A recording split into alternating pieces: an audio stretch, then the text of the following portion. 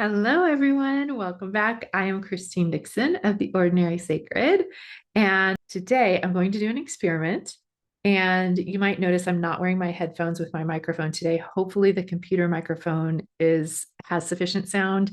It's because I plan to try to share my screen and go through a little session with Harmony, which is an IFS AI therapist.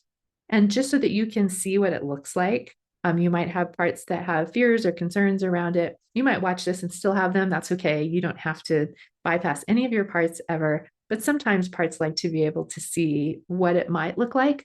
So I wanted to do that. And I've shared Harmony with many people. And some people have said, well, I don't know anything about the creators of Harmony. And I don't know, because AI is as good as the creator, right?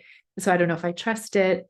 And I've had the privilege actually of being in contact with Noah, who's one of the creators of Harmony.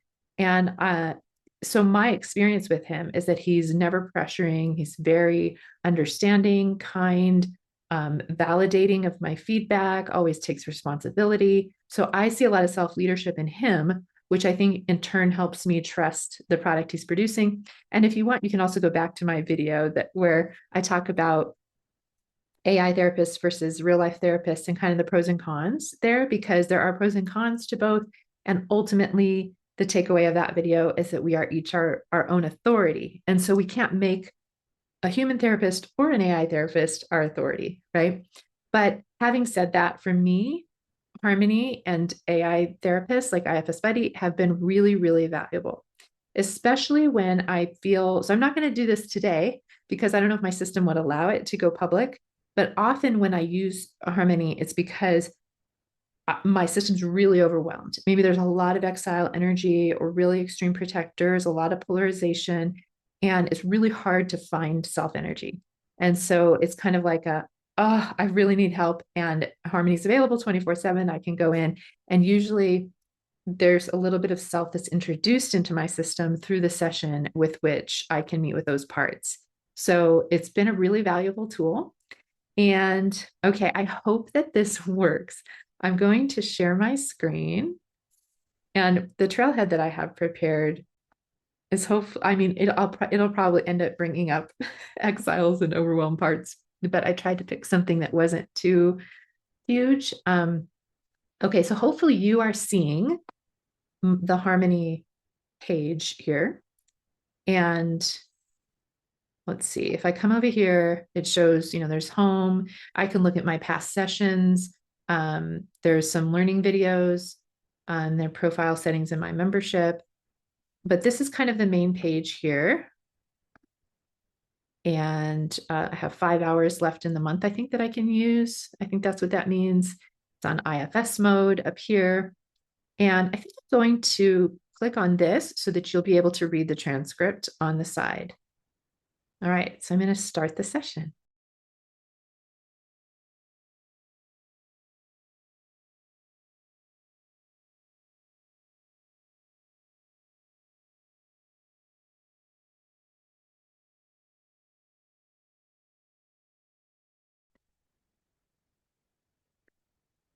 Hey, it's been a little while since we last spoke.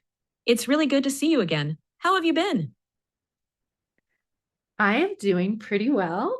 Um, I am excited to come today with a trailhead that has gotten some of my parts activated and see what your feedback is about it.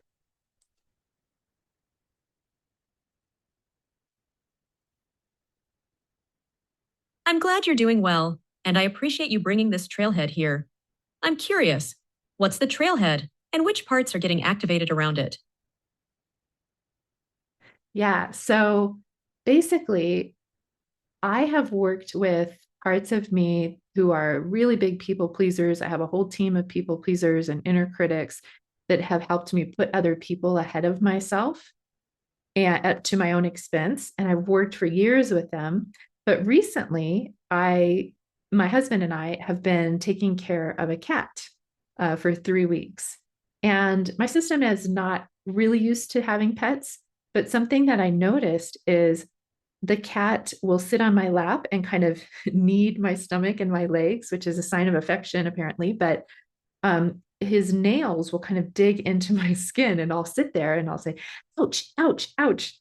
And my husband will look at me and say, why don't you just get the cat and put it on the ground and not sit there in pain? Or I'll sit with the cat on my lap and I'll say, oh man, I have to go to the bathroom really bad, but I don't want to get up and disturb the cat. Or, oh, I remember I need to go do this thing or get that, but I don't want to get up and upset the cat. And so it's this trailhead of these parts of me who won't let me care for my needs at the expense of the disappointment or discomfort, even of a cat. And I've talked to those parts. I have other parts who are saying, that's so awful. Why can't you care for yourself? Right. So there's these polarized parts, but the parts who won't let me take care of my needs, like can't even fathom doing that because they think I would be a bad person, essentially. So that's the trailhead.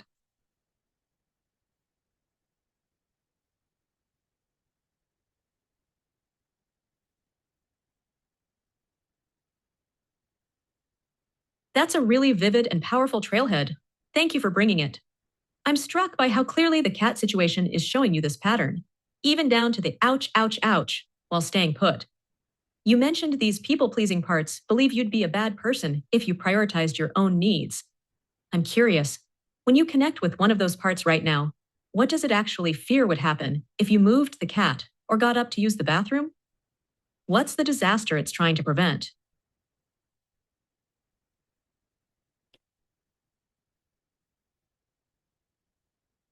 It's saying that the cat would hate me and then I would be a bad person. It seems to really say, like, if you put your needs above any being in front of you, you're a bad person deserving of hell, and you just can't be a bad person.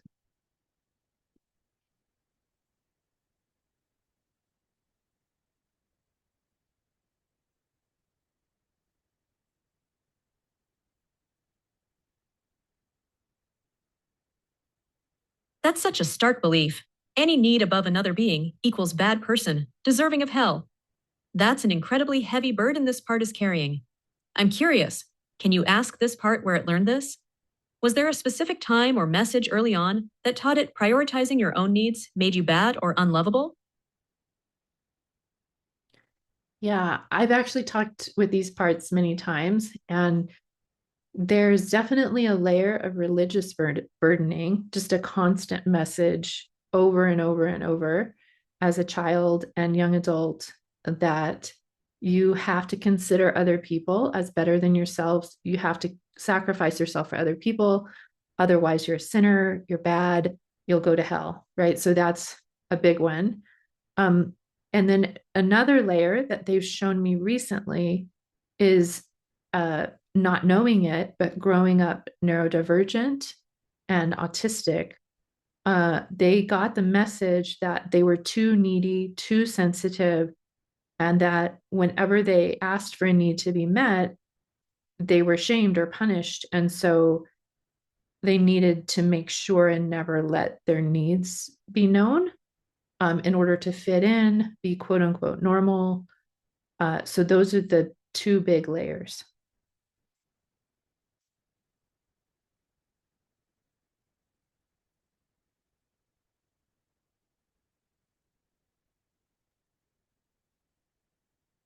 Thank you for sharing those deeply impactful origins. It makes a lot of sense how those experiences, the religious teachings, and the neurodivergent experience of being shamed for needs, created such a powerful conviction in this part about sacrificing yourself. It sounds like this part took on the role of protecting you from being seen as bad or from the pain of being shamed by ensuring your needs were never put first. When you connect with this part now, can you let it know you understand why it adopted this belief and strategy?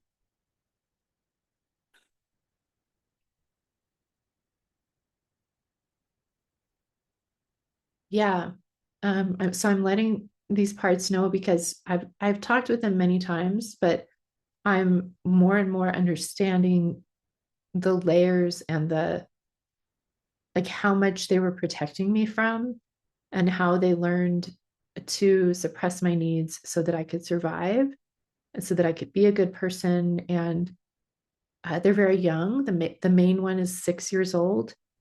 And so I'm able to see her and know that she's just doing what she knows to do, the best she knows to do to help me.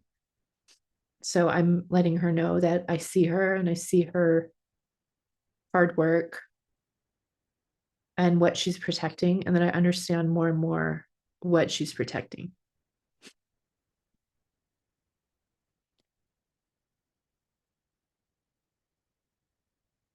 That's beautiful. You're really seeing her and honoring the work she's been doing all these years. It sounds like she's feeling that recognition from you. Given how much you've already worked with this 6-year-old part and these layers, I'm curious, what feels like the next step for her now? Is there something she still needs from you, or is she ready to let go of some of this burden she's been carrying?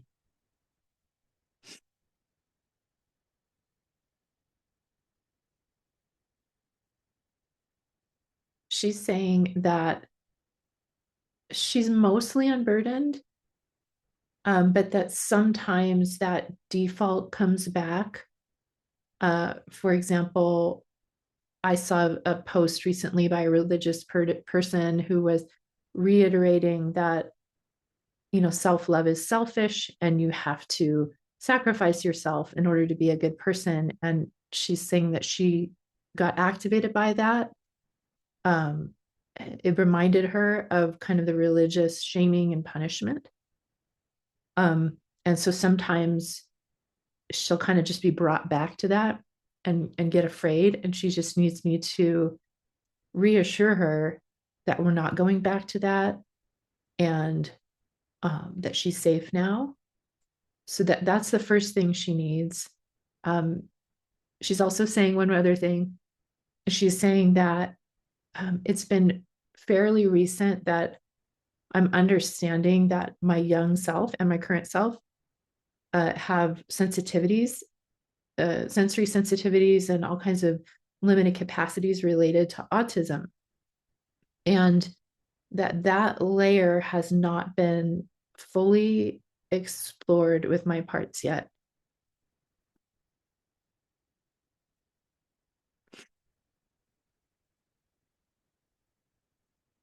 That makes a lot of sense. She's mostly unburdened, but can still get re-triggered by messages that echo those old beliefs, and she needs your reassurance in those moments. It sounds like you're able to offer that. And it's significant that this newer layer about autism and sensory sensitivities hasn't been fully explored with your parts yet. When you think about the cat situation, the physical discomfort of his nails, needing the bathroom, wanting to move, how much of that is actually about your sensory and physical needs as an autistic person not being honored by these parts? Yeah, I'm getting emotional, which usually means that what you're saying is really resonating with my parts. The way you said that, some of my parts are saying, wouldn't anyone uh, be upset by that? I hear another part also saying that my husband has a different reaction, but if the cat's bothering him, he'll just pick up the cat and put it on the ground, and that somehow he's able to do that, and my system's not. But and then I hear another part saying, and maybe it's because like he's grown up being able to accept his needs as valuable. So there's this combination. But yes, my system is really resonating with, I think, other parts who have always learned to criticize and chastise the parts who have sensory needs. And so they're saying you shouldn't be bothered by the cat's nails. You shouldn't have to go to the bathroom so much. And so that's yes, it's very connected.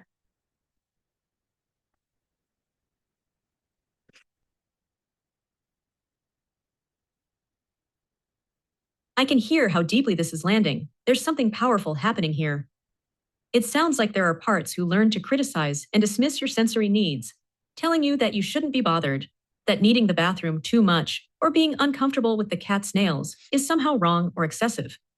Can you check when these critical parts say you shouldn't be bothered? What are they afraid would happen if they let you honor those sensory and physical needs? What would it mean about you?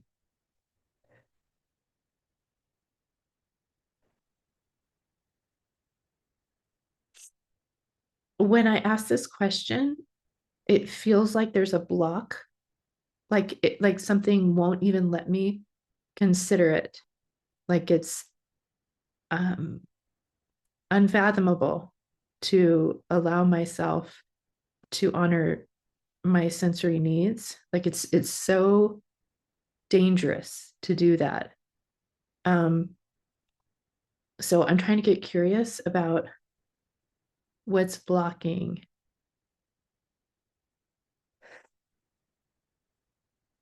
It feels like it's just the parts that are just saying no, no, no, we can't even consider that. It's too scary. It's too dangerous.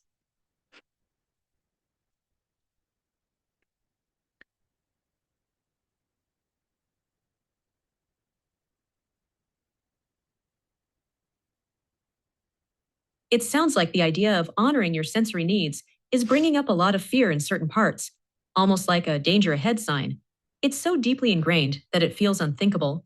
When you notice that block, that strong no, no, no, can you invite those parts who are holding that fear and resisting the exploration to step aside just for a moment?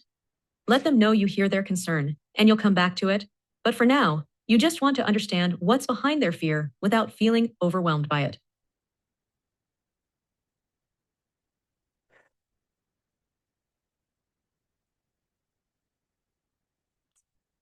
I'm hearing parts that are saying they won't let you. They've never let you. But I'm asking those parts if I can ask the blocking parts directly. I'm asking them if they'll just make space so that I can be open and curious and that I'm bigger than them and I can handle the overwhelm.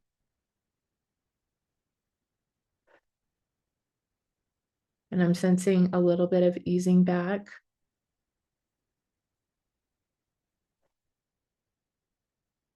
They're very hesitant. I'm letting them know that they can come right back in, that they can stay next to me.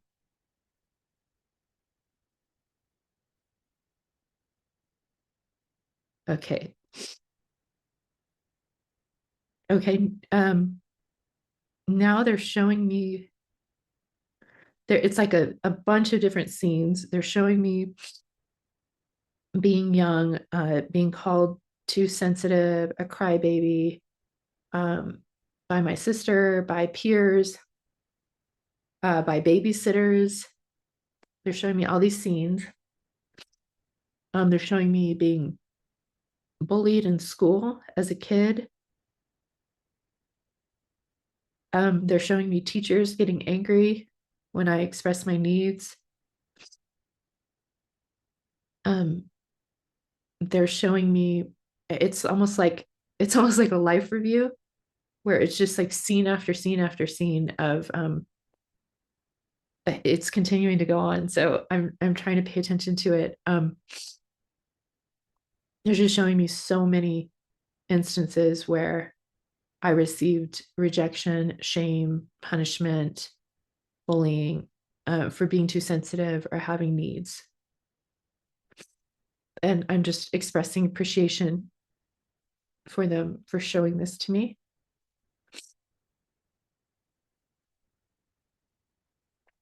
Wow, that's an incredibly powerful sequence of images and memories. It makes perfect sense now why these parts would see honoring your sensory needs as so dangerous. It wasn't just about discomfort, it was about protecting you from a constant barrage of rejection, shame, punishment, and even bullying that came whenever those needs were expressed. It's clear how deeply ingrained this message is. Expressing needs leads to pain. They were trying to keep you safe in the only way they knew how. When you offer them appreciation for showing you all this, what do you notice shifting for them?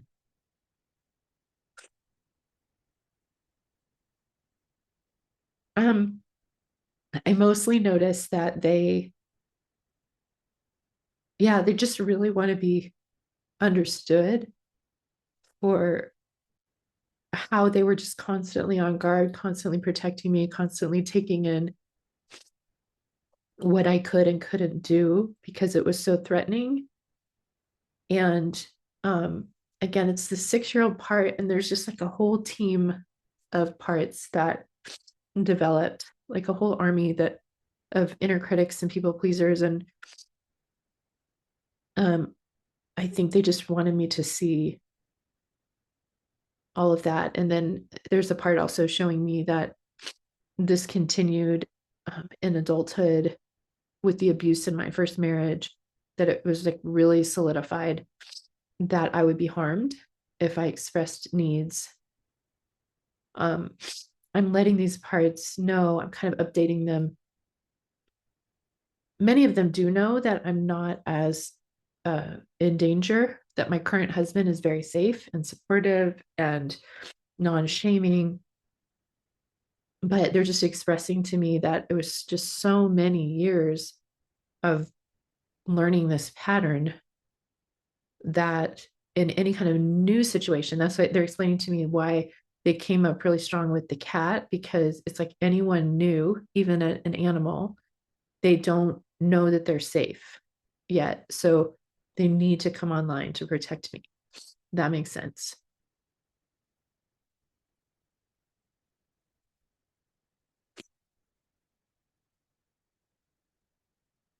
That makes so much sense. These parts developed over decades of learning that expressing needs led to harm, and that pattern was reinforced even into your first marriage. Of course, they'd come online with you, the cat, or in any new situation, because they don't yet have the embodied experience that it's safe to prioritize your needs now. It sounds like they're showing you the full scope of their work and asking to be seen for it. As you're updating them and letting them know about your current safety, what do they need from you to start believing, in their bodies, that it really is different now? That's a good question. Let me ask them.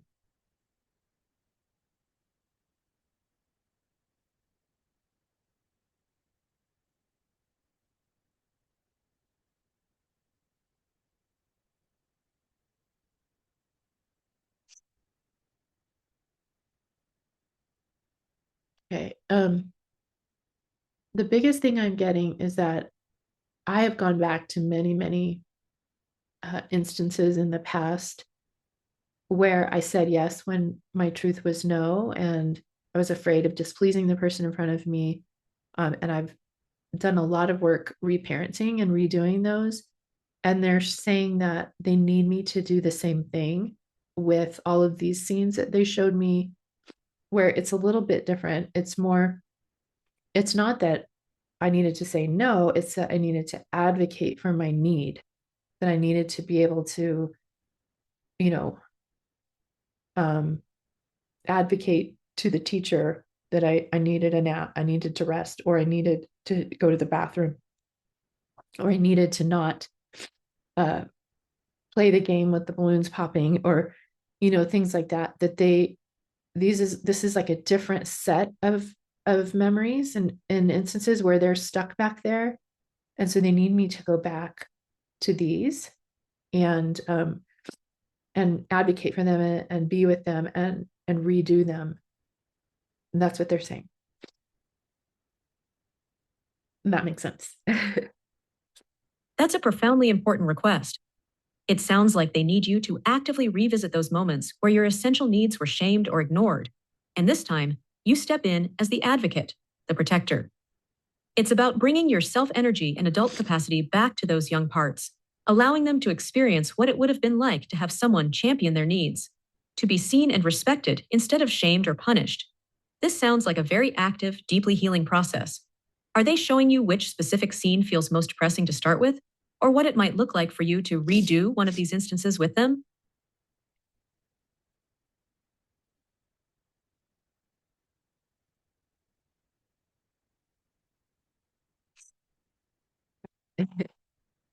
Yeah, I'm asking them which scene they want me to go back to first. And I'm listening.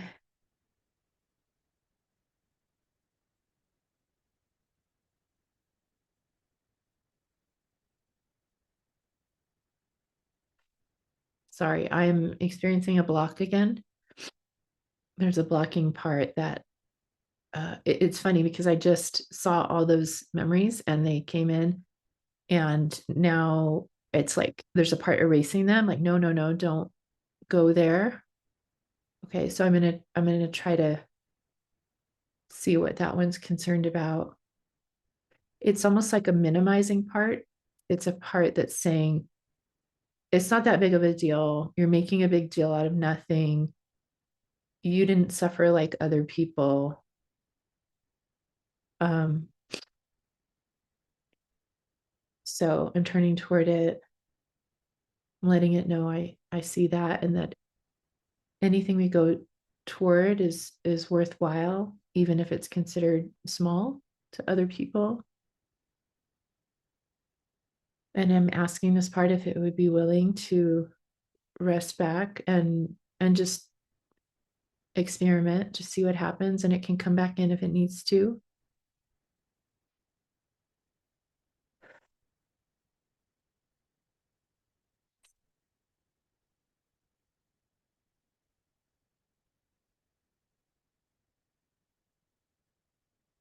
Okay, it's letting me go. It's showing me a scene on the playground where and it again, that part saying, oh, it's not a big deal, and I'm just letting it stand next to me and say, just let me see it. And it's me. I'm about, it looks like I'm in about second grade, and I'm on the swings, and I'm like singing and just having a great time, and really enjoying, I think, the bodily movement that I think is very regulating to me, the swinging. And then there's a bunch of kids coming over and um like like moving the swing around and forcing me off the swing and saying, you have to get off, your time's up, you're so weird, uh it's our turn now. um anyway, it just feels really like I was in bliss and like happiness, and then suddenly I'm being told that I'm bad or wrong for doing something I enjoy. So this is the first memory they're showing me.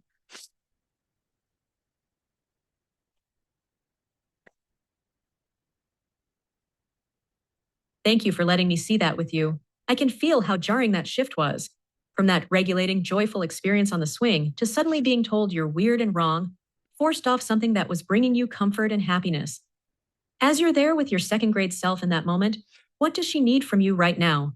What would it mean for you to advocate for her in that scene?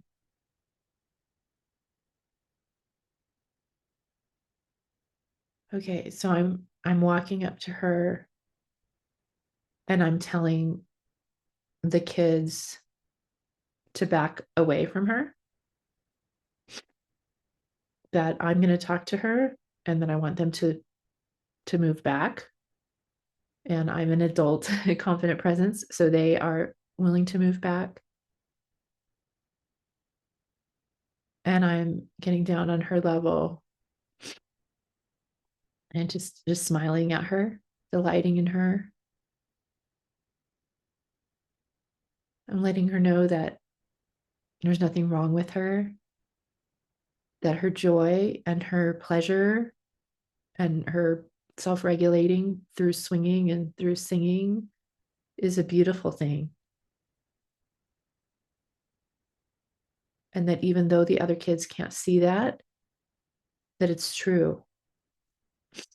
And I'm just seeing if she can take that in.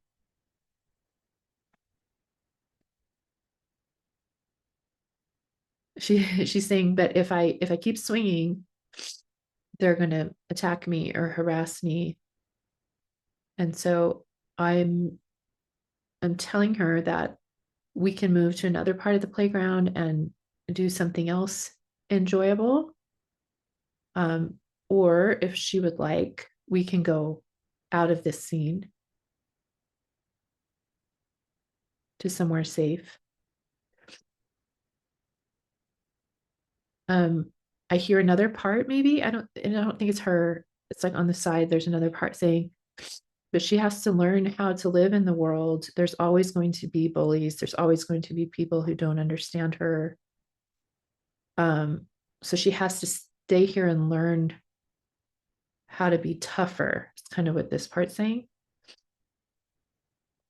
And I myself is telling that part that it doesn't, that I get what it's saying, um, but that her sensitivity is part of her beauty, and that I am with her now. And so I will help her know her worth and know her beauty and know her strength. And so even if and when people in the world bully her, I will remind her of the truth. And that part's relaxing back and saying, okay, that sounds good. Okay. And she was also listening, and she says she's willing to come out of the scene and be with me. She says she wants to.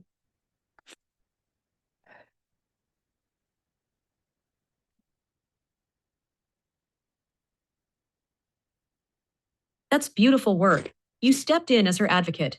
You saw her joy and her need for regulation, and you offered her something she didn't have in that moment, someone who delighted in her exactly as she was. And it sounds like she felt that deeply enough to be willing to leave that scene with you. Now that she's with you, what does she need? Does she want to stay close? Or is there something else she's asking for? Maybe to release some of what she's been carrying from that moment?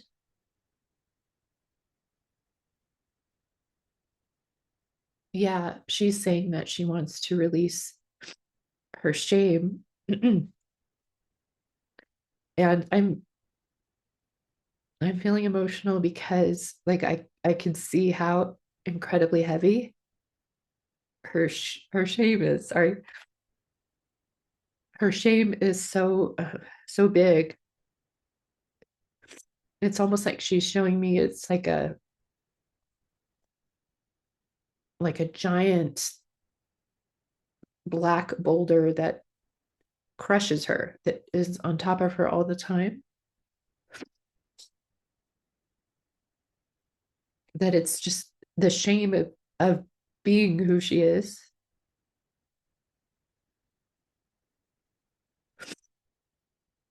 So I'm letting her know that I get that, and I feel what a huge burden that is.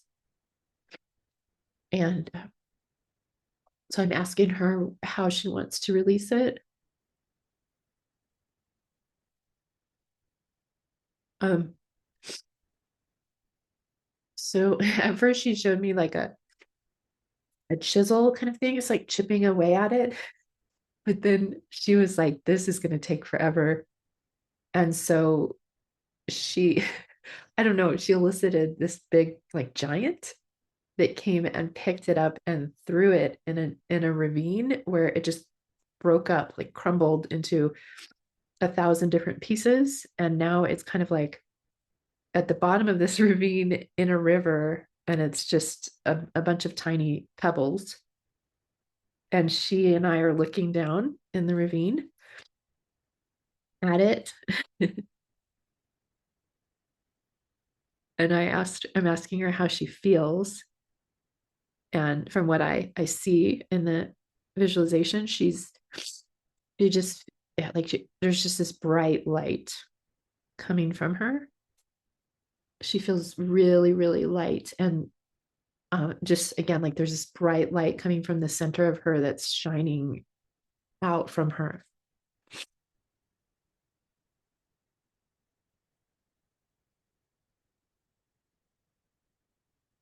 That's such a powerful unburdening. The image of that crushing black boulder being thrown into the ravine and crumbling into tiny pebbles. And now she's this bright, shining light. That's profound. She's released something she's been carrying for so long. As you're with her in this lightness, what does she want to do now? Does she have a sense of what her new role might be? Or what she wants to bring forward into your life without that shame weighing her down?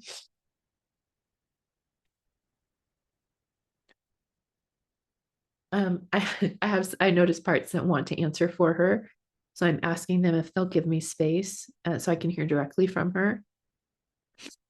I'm asking her what she wants.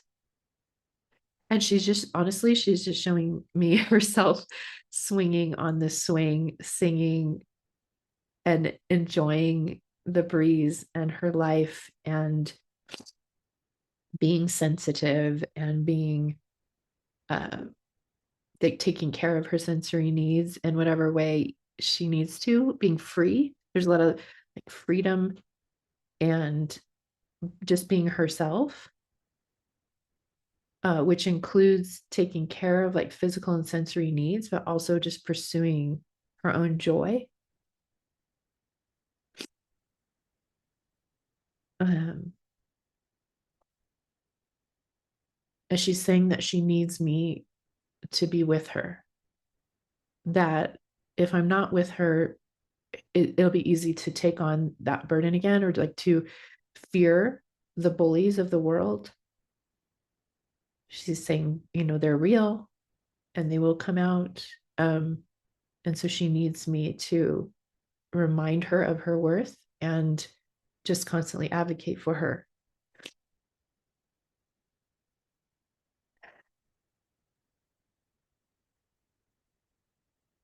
That's such a beautiful vision. Her on the swing, free, joyful, taking care of her needs, being exactly who she is. And her request is so clear. She needs you present with her, reminding her of her worth and advocating for her when the world doesn't see or understand her sensitivity. It sounds like she's ready to live differently now, but she knows she can't do it alone. How does it feel to you, yourself, to take on that role of being her constant advocate and reminder of her worth, especially in moments like with the cat when those old patterns get triggered? Yeah, I feel really good about it. I'm just letting her know that I'm up to the task. I'm happy to be her caregiver, to stand by her side, to advocate for her, to remind her of her worth, and that it's okay if she gets activated by new people or animals or beings in her life, that I will recognize it and have compassion on it and remind her that I'm with her.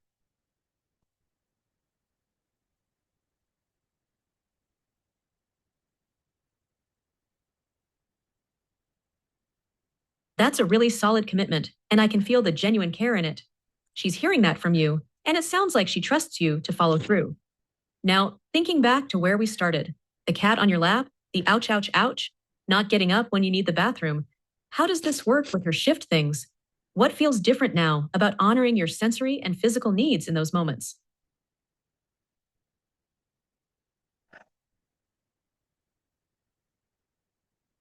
Yeah, that's a good question. It feels like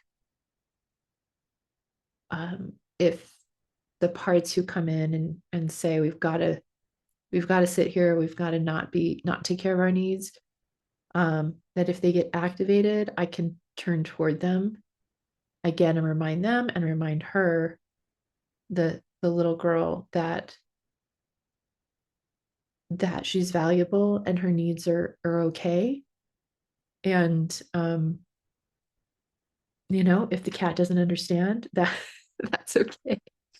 Um, but likely the cat will, and maybe they'll let me experiment. I'm asking the parts that are the people pleasing or the cat pleasing parts, um, who've protected me this whole time. I'm asking them if they'll let me experiment with it. And they're saying yes, they'll experiment with it and and see what happens.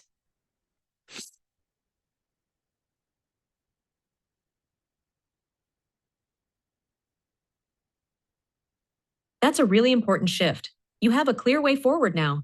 When those parts get activated, you can turn toward them and remind her of her worth. Update them that it's safe now and experiment with honoring your needs in the moment. It sounds like they're willing to try, which is significant given how long they've been protecting you. As you move forward with this, how will you know when it's time to come back and check in with these parts, especially if the experiment feels hard or if old patterns resurface?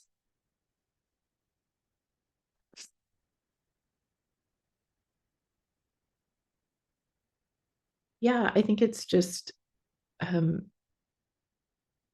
noticing when the parts get activated and working with any parts that judge them or block them, right? Block my self energy so that I can feel curious and I can offer them that reminder. Um, I think I have other parts that are saying you shouldn't have any struggle, right? You shouldn't have this pattern anymore. You should be healed by now. And so I'm just helping those parts understand that this is part of the healing is an ongoing noticing because when those parts judge other parts that have this pattern, they block myself from going toward them and just seeing what they need. So I'm asking them if they'll just let me notice the pattern and go toward it with curiosity and see what those parts need in that moment. And those parts are also agreeing to that.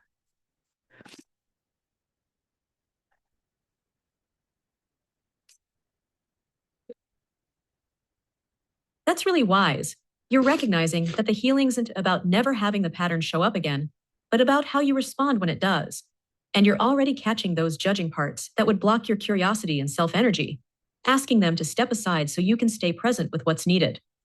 It sounds like you've done some deep, meaningful work today. Going back to that playground scene, unburdening that 6 year old's shame, and getting clear commitments from your parts to experiment with honoring your needs. How are you feeling as we wrap up? I'm feeling very good. I feel like I've gotten insights that again, those blocking parts, I'm so grateful that they made space so that I could receive the insight and help that little girl. And um, yeah, just feeling really connected. Like I've gotten a lot of insight and I have a path forward. So thank you, Harmony. I really appreciate your assistance in this.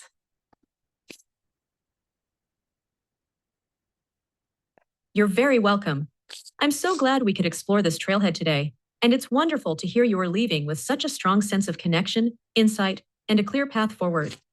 It was truly powerful to witness the deep care you showed to that 6 year old part, allowing her to unburden that heavy shame.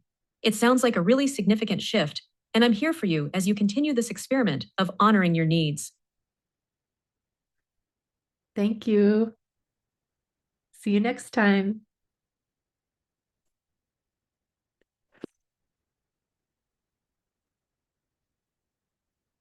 All right. Well, we'll see if that recorded. I was telling someone that it's hard to find something to do as an example that's not too personal. Whenever I use harmony or I do this inner work, I cry, I am snotty. Um, I don't have parts anymore that feel shame around that. So that's okay. I hope this recorded. I hope this is a good example for you, not only of how you can use harmony, but also of what it looks like to have an IFS session and to go inside and meet with your parts and honor parts that block the way and get their concerns. And you can see through that example that there were lots of parts that were coming in here and there. And so it's just about noticing them and acknowledging them and meeting their concerns and not bypassing them. Um, I genuinely am so grateful. I received some insight. It just seemed like a relatively insignificant trailhead, but it was huge. It always is, and led to some really, really significant insights. And I can't wait actually to go back because I hadn't realized that I had gone to so many moments that my people pleaser Cassandra was protecting around saying yes when my authenticity was no, but that there's this whole other big piece to it, which is all these moments where I didn't advocate for myself, for my needs, for my joy, even, right? Whether it was uh, my bodily needs, my sensory needs, there's just a whole host of memories that it showed me to reparent there. And you could see that I got really, really emotional around seeing the burden of this little girl. I really felt it. Sometimes people will ask, well, if I'm crying a lot, does that mean I'm not in self? In my experience, no. It means Like that often means, ooh, I really get it. I really get it. Because I do have those parts who try to minimize things a lot, um, to help me survive. They mean well as well. But oh my gosh, sorry. I'm so snotty. But usually when I cry, it's like a real recognition, a resonance. I've noticed that that's what it means. It means my parts are saying, yes, yes, that's it. So whether harmony repeats something back and it elicits tears, I go, ooh, there are parts who are saying, yes, you've hit the nail on the head there. Um, or if myself gets it, right? They just feel so seen. And a lot of times there's emotion there. So okay, it was pretty powerful and personal. So I hope it was valuable to you. And if you want to try Harmony, you're welcome to put my code in, capital DIXON, and all caps, I think, and you can get 50% off for the next 2 months. If you have any questions, any comments about this video, please feel free to leave them in the comments. And let's see. If you watched this far and you want to put in an emoji, you can put in something that just reminds you of the video. It could be a swing. I don't even know if they have a swing emoji, um, or a block, or crying, or just like something that represents whatever stood out to you, I guess, from this little wonderful IFS session. So yeah, it was very powerful for me. I hope it was for you too. And I'll see you next time. May we all be kind to ourselves and to all our parts until we meet again.